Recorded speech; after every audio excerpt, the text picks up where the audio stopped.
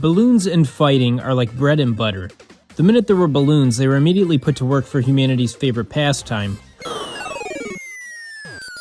hurting each other.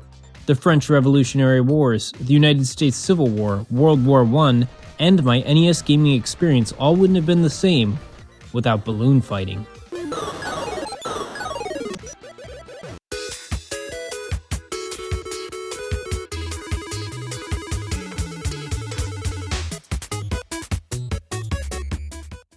So what is Balloon Fight and why does it exist?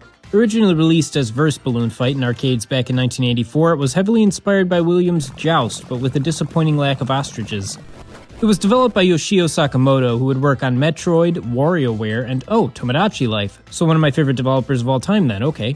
The arcade version only had the A and B modes, which were single and multiplayer, but Gunpei Yokoi, the father of the Game & Watching Game Boy, thought that they should add a mode C to the console version. This would turn into Balloon Trip, the single-player endless side-scroller. It was programmed by none other than the late great Satoru Iwata, Nintendo's former president, and he notably programmed it in just 3 days. If he was given the same amount of development time that GTA 6 has had, Balloon Fight would have over 755 different modes. So that's some fun backstory, but how's the game? Let's start with the main mode first. The object of Balloon Fight is to pop all the enemy balloons by ramming them from above while not having the same thing happen to you. Once you hit an enemy, they will begin to fall down. With a parachute, don't worry, this is a family game.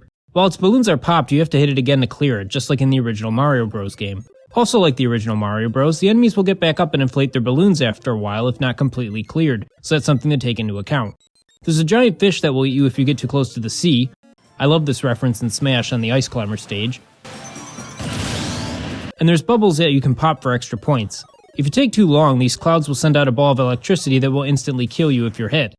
If you're hit by a regular enemy though, you'll only lose one balloon, which will make the controls a little more difficult. If you lose both balloons, you lose a life. If you've only lost one balloon and make it to these bonus rounds that occur after every 3 stages, you'll get your second one back, which is nice. By collecting all the balloons that come out of these pipes during these stages, you can really rack up your score too. The farther you get into the game, the more challenging the enemy setup, and later stages have these stupid propeller things that send you flying in seemingly random directions. So glad that Nintendo brought these back for Smash 2.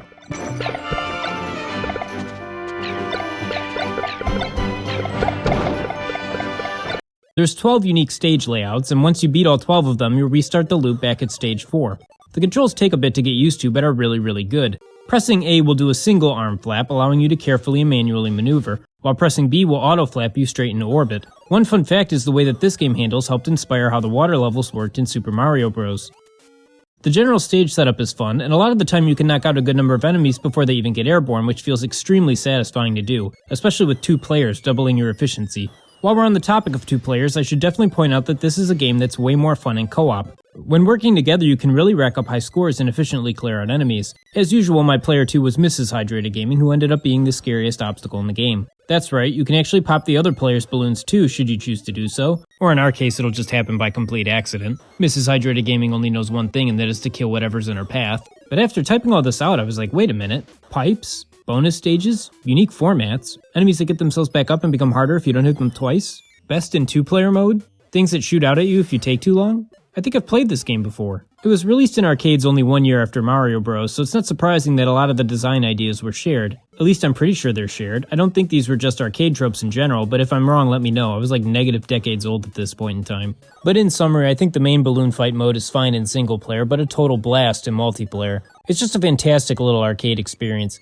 It gets a little bit repetitive after a long period of time, sure, but it wasn't built for you to play it 4 hours straight. You'll fire it up, and for a half an hour or so, you'll be having that good old-fashioned arcade-style fun. If you are stuck playing single player though, there is the previously mentioned Endless Balloon Trip Mode C. I find this mode to be pretty cool, but I don't like it as much as the main mode. The goal here is to just make it as far as you can while popping balloons to increase your score. You have to avoid the tons of electric shocks all over the place, and the fish as well if you get too low. There's bubbles to pop which will pause all the shocks' movement, but I actually found this made things harder, not easier, as it's impossible to tell which way they're going to go again once they resume, so the bubbles actually kept killing me.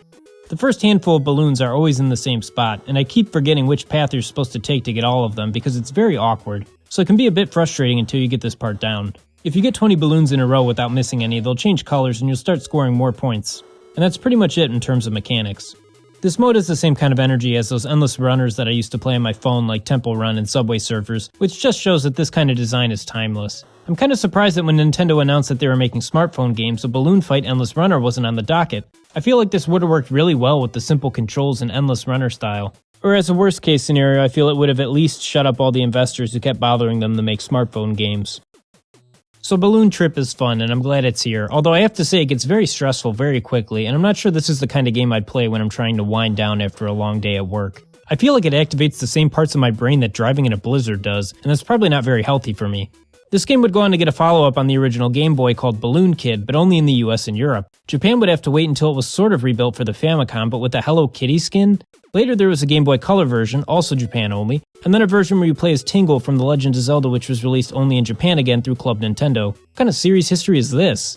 And you know what else makes no sense here? The physics. How are these balloons able to make these kids fly? You see, my friends, the standard sized balloons can only lift 14 grams. Let's assume our hero weighs 110 pounds or 50 kilograms. Remember, kilo means 1,000, so we're looking at 50,000 grams. When we take 50,000 divided by 14, we arrive at 3,572 balloons needed. So we're just 3,570 balloons short of this working in real life. Now I know what you're thinking now, but what about the financial burden of attempting this? Well, my local Target appears to be selling a helium tank that promises to inflate 15 balloons for around $35. That's about $2.33 per balloon, which is crazy actually. Looks like my children won't be having balloons at their birthday parties. Apparently helium is also a cooling agent, which I didn't know because I associated it with, the sun, which is kind of warm. But anyways, back to the math. When we multiply $2.33 times 3,572, we arrive at around $8,335 to get this kid airborne. Now what's interesting is that even when one balloon is popped, he can still stay in the air, so we actually have to assume that each balloon individually has enough helium to keep him in the air, as they appear to be equally sized. So the cost is closer to $16,000 for one balloon fighter, and there's a lot more than one on a screen at a time. Therefore we conclude that this game is not scientifically, but more importantly not financially, feasible. What is financially feasible though is accessing this game. If this is a history that you wish to explore, it's on Switch Online and the NES Classic, otherwise an original cartridge will run you about $30 at the time of this video. And I doubt this price will inflate much in the future. I enjoy Balloon Fight, and I give it an 8 out of 10. It's a fun arcade game, and I highly recommend you find a friend or family member and try it out for a little. And don't worry, we're definitely going to be looking at that weird Game Boy spin-off in the future too, so make sure you stay tuned here at Hydrated Gaming, because you won't want to miss that. Stay hydrated.